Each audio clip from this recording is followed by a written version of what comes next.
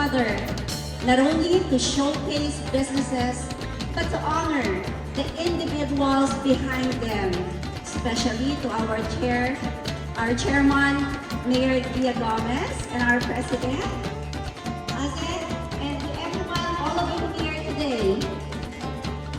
Men and women of vision who persevere through challenges, who create with excellence, and who uplift their communities with integrity and heart.